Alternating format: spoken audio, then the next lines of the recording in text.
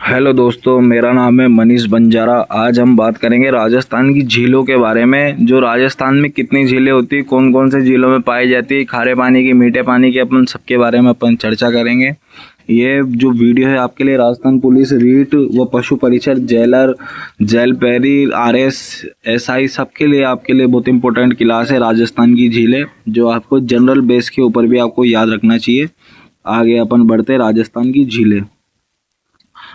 राजस्थान की जो झीलें होती है मुख्यतः दो प्रकार की होती है ना। पानी कितने प्रकार का होता है? दो प्रकार का होता है, खारा या मीठा। ऐसा तो नहीं नमकीन पानी, फीका पानी, ओनली फॉर दो प्रकार का, खारा पानी व मीठा पानी, है ना। खारे पानी की झील व मीठे पानी की झील। इस वीडियो में ओनली फॉर अपन खारे पानी की झील की चर्चा करेंगे। मीठे पानी की झीलों के लिए एक नई वीडियो आएगी, जिसके लिए आपको इस चैनल के ऊपर बने रहना पड़ेगा, है ना। आगे बढ़ते हैं अपन। खारे पानी की झीलें।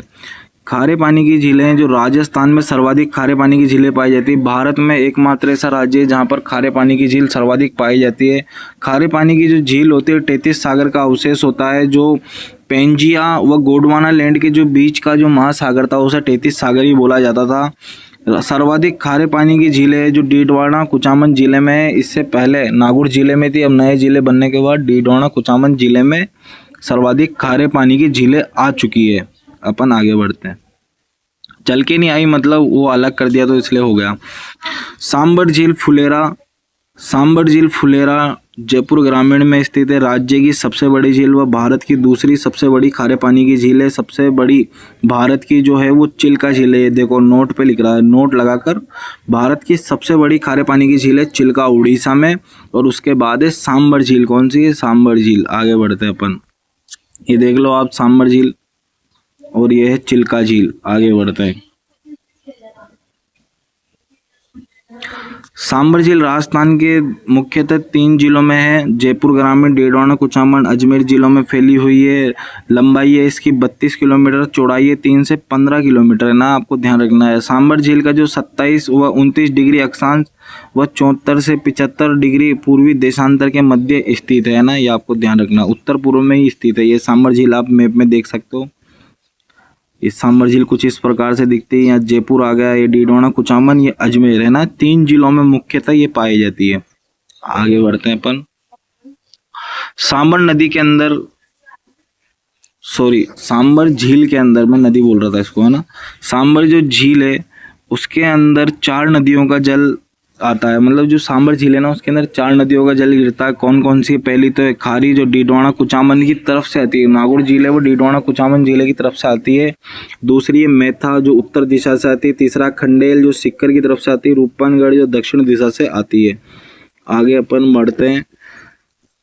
सांबर झील में सर्वाधिक नमक मैथा नदी द्वारा बहाई लाती है। सांबर झील को क्यूआर पद्धति द्वारा नमक तैयार किया जाता है। जो सांबर झील है ना उसमें क्यूआर कोड, आप तो ये बात ध्यान रखना, क्यूआर कोड आपने पेटीएम तो कहीं ना कहीं क्या करा होगा।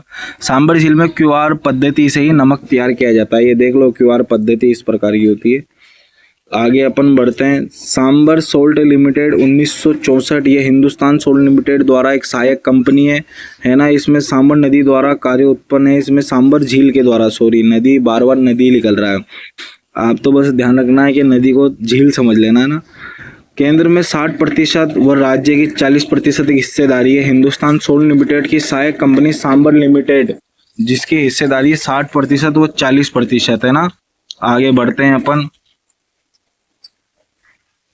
केंद्र में इसकी 60% व राज्य में इसकी 40% तक हिस्सेदारी है ना। आगे बढ़ते हैं अपन। गुजरात का जो राज्य पक्षी राजहंस व कुरंजा पक्षी खींचनगांव सांबर झील में ही आते हैं। देख लो आप, राजहंस ये गुजरात का राज्य पक्षी है ना। और सांबर झील में 2019 में एवियन बोटोलीज नामक बीमारी, जो हजारों पक्षियों की मौत हो गई थी इसके कारण। 2019 में ऐसा हुआ था। 1960 को सांबर झील को रामसर साइट में शामिल किया गया है ना। कुरंजा जो पक्षी है, कुरंजा एक लोकगीत भी है राजस्थान का, है ना। और ये देख लो, रामसर साइट, दलदली व पानी में डूबी हुई जमीन को ही रामसर साइट बोला जाता है ना। 1990 में शामिल किया गया था। आगे बढ़ते हैं। जो रामसर स्थल है ना, इसके बारे में अपन थोड़ा डिटेल से पढ़ लेते हैं। रामसर जो शहर है ईरान का शहर है। और 2 फरवरी 1971 में आर्द्र भूमि, मतलब वेटलैंड, वेटलैंड का मतलब होता है वह स्थल जो जल में डूबा हुआ हो। जो उनको संरक्षित करने के लिए विश्व सम्मेलन आयोजन हुआ, 1975 में अस्तित्व में आया और भारत में 1 फरवरी 1982 का हिस्सा बना है ना। ये 1975 में अस्तित्व में आया था। वैसे तो इसका जो सम्मेलन है ना उसकी तैयारी 2 फरवरी 1971 से ही हो गई थी, पर अस्तित्व में 1975 में आया और 1 फरवरी 1982 में भारत इसका हिस्सा बन गया, जिसमें राजस्थान के दो रामसर साइट के स्थान है, जिसमें पहला है केवला देवी घना पक्षी विहार 1981 और दूसरा अभी आपने थोड़ी देर पहले ही पढ़ा है सांबर झील 1990 में, है ना। आगे बढ़ते हैं अपन। पंचपदरा झील, ये सांबर झील के बाद दूसरी झील है और अपन खारे पानी की झीलों के बारे में अपन चर्चा कर रहे हैं। पंचपदरा झील, पंचपदरा बालोतरा में स्थित है ना। बालोतरा अभी नया जिला बना है, इससे पहले वो बाड़मेर था। राज्य की दूसरे सबसे बड़ी खारे पानी की झील है, ये लूनी बेसिन में स्थित है ना, ये आपको ध्यान रखना है। इसका निर्माण पंचाबिल ने करा था। जो पंचपदरा झील का निर्माण है पंचाबिल ने करा था, है ना। इसके अंदर 98% सोडियम क्लोराइड व NaCl की मात्रा पाई जाती है और इसलिए यह नमक सबसे बढ़िया होता है ना। इसका जो नमक होता है सबसे बढ़िया होता है। आगे बढ़ते हैं अपन। यहाँ पर खरवाल जाति द्वारा परंपरागत तरीके से मोरोली झाड़ी का प्रयोग कर नमक बनाया जाता है, जिसे क्या बोलते हैं, रेस्ता। और सांबर झील में क्यूआर पद्धति द्वारा नमक निकाला जाता है और यहाँ पर खरवाल जाति के लोग परंपरागत तरीके से मोरोली झाड़ी का प्रयोग करके रेस्ता की तरह नमक बनाया जाता है। 1960 में Rajasthan state salt work Pachpadra द्वारा इसकी स्थापना की गई, है ना। ये आपको ध्यान रखना है, राजस्थान सोल्ट वर्क पंचपदरा, है ना, ये आपको ध्यान रखना है। आगे बढ़ते हैं अपन।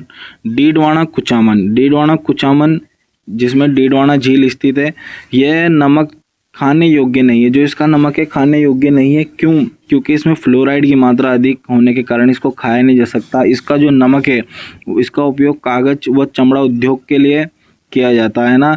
यहाँ नमक उत्पादन का कार्य राजस्थान स्टेट केमिकल वर्क्स द्वारा किया जाता है। जैसे कि आप देख लो केमिकल वर्क्स, आप नाम से समझ सकते हो कि केमिकल वाला काम किया जाता है और केमिकल वाली चीज़ें खाने योग्य नहीं होती, मेरा ऐसा मानना है।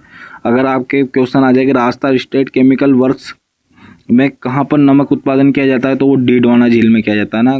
आपको ध्यान रखना है। इस झील में सोडियम लवण का निर्माण हेतु सोडियम सल्फेट संयंत्र स्थापित है और यहाँ पे नमक बनाने वाली संस्था को देवल कहा जाता है। क्या कहा जाता है? देवल कहा जाता है। डीडवाना झील में जो नमक बनाने वाली जो संस्था है उसको देवल कहा जाता है। आगे अपन बढ़ते हैं।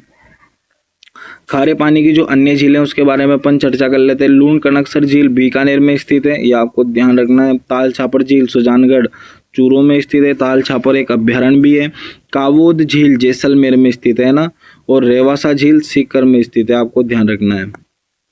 फलोदी झील फलोदी जिले में स्थित है। बाप झील भी फलोदी जिले में स्थित है। कुचामन झील जो डीडवाना कुचामन में है और एक डीडवाना झील अलग है ना, वो भी डीडवाना कुचामन में है। पोखरण झील जैसलमेर में है। काछोर झील सीकर में है। डेगाना झील नागौर में है। आदर्श लवणीय फार्म मॉडल सॉल्ट फार्म जिसे नावा डीडवाना में स्थित है ना, ये आपको ध्यान रखना है। ये वीडियो आपके लिए बहुत लाभदायक है। इस वीडियो को शेयर करें, लाइक करें, सब्सक्राइब करें और बेल आइकन को दबाएं। और इसके संबंधित नेक्स्ट वीडियो आएगी। इसके बाद अपन पढ़ेंगे मीठे पानी की झीलें, जो कल इस चैनल पे 8 बजे आ जाएगी। ठीक है, लाइक करें, शेयर करें, सब्सक्राइब करें।